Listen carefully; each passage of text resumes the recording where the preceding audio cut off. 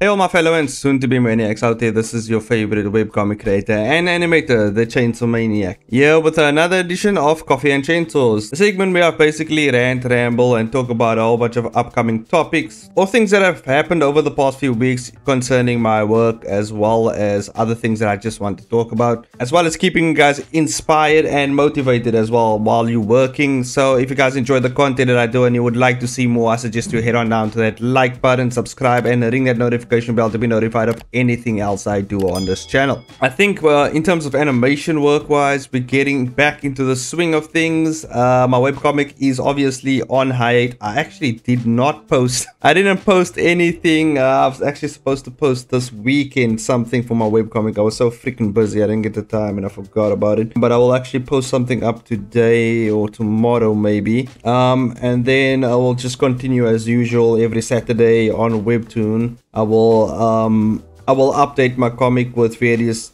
pieces of lore as it is on a hiatus from season 1, because I have completed season 1 and we're moving on to season 2. But now I'm kind of focusing more on the short film, which is based on that series itself. So yeah, if you guys want to follow along with that, I do streams about that every Saturday. I will actually be streaming on Twitch every Tuesdays and Thursday nights from 8 p.m. or 10 p.m. SAST, depending on the varying levels of load shedding that we have here in South Africa, so the times might vary. I will be streaming every Tuesdays and Thursdays from 8 p.m. onwards, so yeah, we'll see how that goes. And the game I will be streaming starting off right now is Hogwarts Legacy, because it seemed like a really awesome game and I really didn't want to just play it in my spare time, because I wanted to actually create content from it, because I don't really just do like random stuff in my spare time. I usually always try to keep myself busy and, you know, work on the things. So like I feel like if I stream it, I feel like that will be held more accountable in terms of me actually producing content for you guys. I mean, of course I get to hang out with you awesome people and like play the game.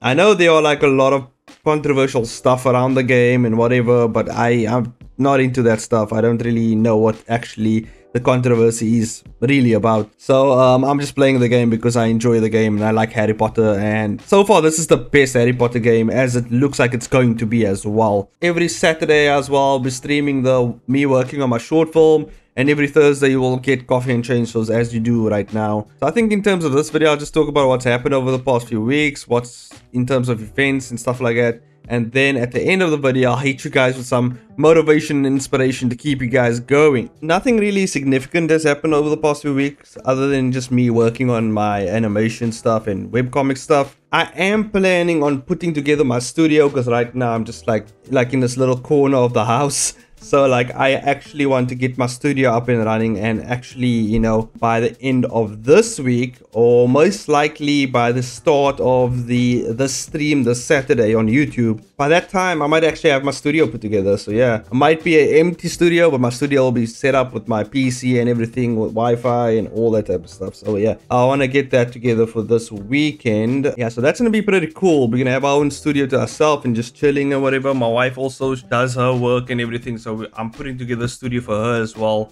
so she can work on whatever she's gonna work on, right? So she has her own studio, I have my own studio, and I think that's gonna be a really good way to keep ourselves productive.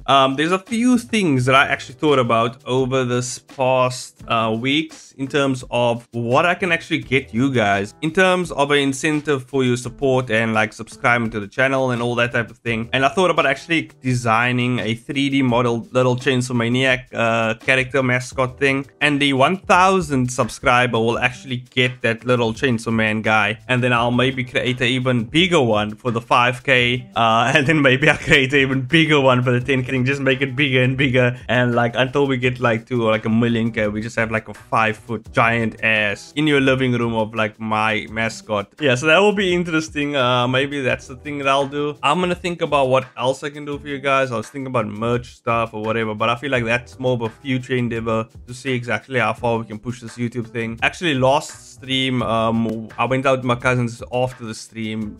That's why I started as early as the stream did. I had plans with my cousin. It was a birthday, and we went out, like me and all my cousins and their friends as well. So like we were all hanging out and whatever. One of my cousin's cousin, because it's not directly my family, but like he actually brought up a cool idea. He said like, why don't, because Comic-Con is coming up, why don't I actually have my own booth with my own comic there? And I feel like my comics aren't at that level yet. I feel like Blade Reapers will definitely be something that I would like to publish, like an actual physical copy, like not actually publish it, but actually have an actual physical copy. That is a comic that I'm actually going to spend a lot of time on and actually plan it and do right by it more than the other comics, because the other comics are just practice, so to say, that I've done so far. At least that's how I'm treating them. They're not going to be as structured as I think Blade Reapers is going to be. It's going to be a more structured comic. In terms of its story, I think it will be the best thing that I'll create thus far. I'm going to see how that's going to happen. Maybe when I create the comic, I'll create it more in a traditional comic format, and then basically from there I'll turn it into a webtoon, because I feel like that's easier, and obviously I have the time to do that, so I'll probably do that.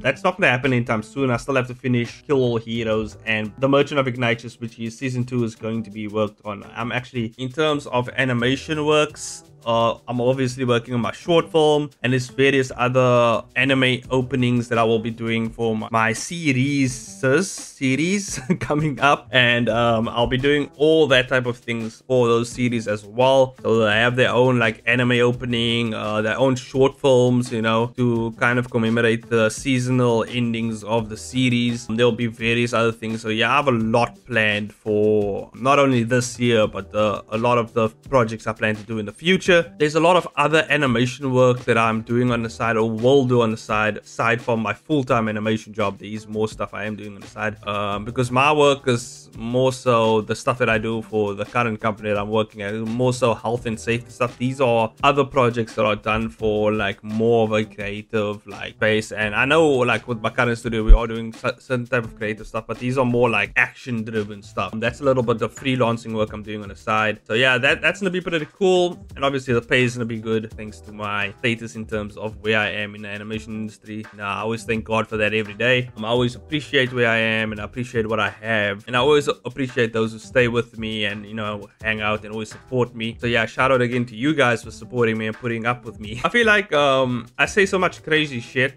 at sometimes, even though it's not really that bad. It's just that, you know, I just say crazy shit sometimes, and I feel like one day it's just gonna get me in trouble, and I hope that it doesn't. But the way the internet is and the way things are, it's just bound to happen eventually, and it will be something that's not really big, and it will be blown out of proportion. I can already see it. You know, I can predict that shit already, because I am a colored guy from South Africa, so when I say some real shit, I'm gonna say some real shit from time to time. You know, it's just and people can't handle reality sometimes. Sometimes it's just too much for their brittle little ears to handle, especially in today's world, and you know, that's just what it is. And obviously you're going to have difference of opinion with various people out there on various different topics and stuff like that, and I think the best of people are those who, even though you have a difference with those type of people, even though you disagree with them on their opinion and everything they have said, you still, you know, find a way to actually come together and, you know, still hang out and have a mutual respect for each other. You know, you don't necessarily have to just hate each other because of your various different opinions, you know. And I mean, I feel like that's just what the world is lacking. The world, in terms of certain groups of people, is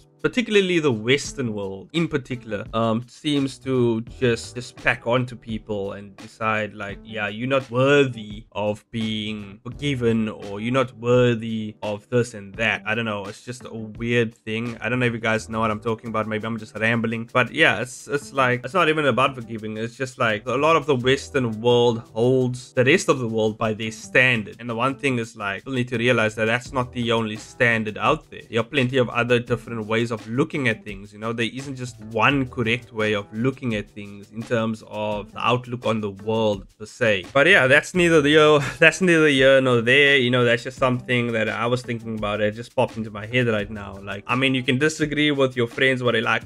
Me and my friend Elias just got into a heated debate, just like talking about various different topics. And I mean, we disagree all the time, and like I say, we always still like hang out, and we always, you know, have that mutual respect. Even though he would not admit it, we do have that mutual respect for each other, and it is there. Like, as well as my various other friends, you know, we disagree on a lot of topics. A lot of me and my friends disagree on like the AI topic itself. You know, some say they're for it, some say they are not for it. It's just, I feel like usually with these type of conversations where there's opposing sides, most of the time I'm in the middle. Most of the times I have, because I specifically, I don't take sides in the sense that I don't just hop immediately onto one side without checking the evidence of the other side. I usually like to assess both sides of the story and then make my judgment from there, because that's just fair enough. You know, that's just fair. You know, I don't like judging people just on the one side of the story. I look at both things, and that goes for just reality, you know, people in real life as well, the real life relationships I have as well. You know, if like someone disagrees with another person, and I'm usually the arbitrator between these two people or between these two sides, I would look at both sides and make a judgment from there. But even then, you know, people will still say you're biased. They'll still point out your biases and stuff like that. But, you know, you just do the best I can. At the end of the day, you know, you can disagree with anyone you want, as long as you're not being hateful for no damn reason. You know, that's fine. You can have a different opinion. You can disagree, and that's absolutely fine. I mean, that's like free speech and everything, right? So, I mean, that's just the rambling and just what's on my mind as of right now. So if you guys haven't actually started anything and you're looking to get into comics, or you're getting into animation or whatever thing you're doing, you know, maybe you want to do graphic design, maybe you want to do concept art, maybe you want to be a carpenter, okay? And these are the things you want to do. These are the things you're planning to do. And these are the things you're passionate about. I would say go for it. Do not hold back on those dreams. Do not hold back on what you want to do with your life. Because if you hold back too much, you're going to regret it. You're going to regret it. You're going to hold back, and you're going to realize, shit, why didn't I do it this time? Why didn't I do it that time? Why didn't I do it sooner? You know, I've even had those type of doubts and stuff like that in terms of just not starting sooner. Because when I was in high school, I thought like I needed to complete high school. I thought I needed to do this. Now, I'm not saying don't complete high school. I would suggest that everyone completes high school, because it's always a good backup, you know, for when you need a specific job. It needs which kind of needs your certificate to show that you passed school or whatever, right? That is always a good thing, and it's always something to have in your pocket. So I think looking back, knowing that, I would have still finished school, because with the way my career works, I don't necessarily need to have schooling in it. I just needed experience. So if I had, like, you know, started earlier with Blender and 3D modeling and stuff like that, I could have picked it up on myself. I had internet, I had YouTube. I can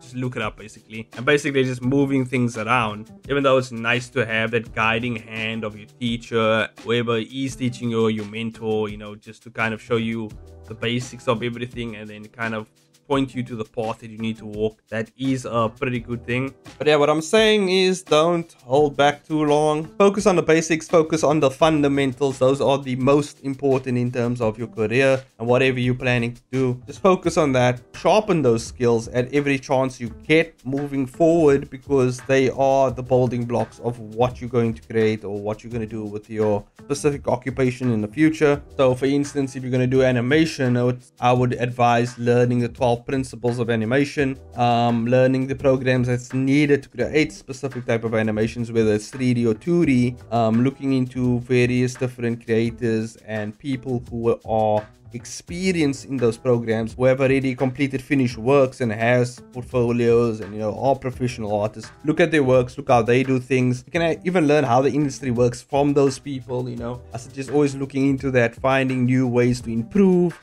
and all that type of stuff moving forward. And remember, there isn't just one way of doing a thing. So do not take whoever your teacher is, do not take their word as golden or, you know, written in stone. You know, there is always different ways to do it. That's just their way of doing it, and there's many other ways of doing it as well. Obviously, you can take their works and the way they actually produce the thing, and then actually think of new ways to innovate and figure out ways that you can kind of improve on that technique as well. Because I'm pretty sure back in the day we did things way differently, and now we like using computers, we're using pens, and people make arguments that AI is also part of a process. But you know, recently AI has attacked animation as well. Well, actually they're coming for the animators as well. Just bringing that up now just made me think about that. And I don't know, it's just this weird thing that they're not willing to put in the work. They just want AI to do everything for them and just basically take the fun and suck the fun of the work. You know, even if AI comes out and says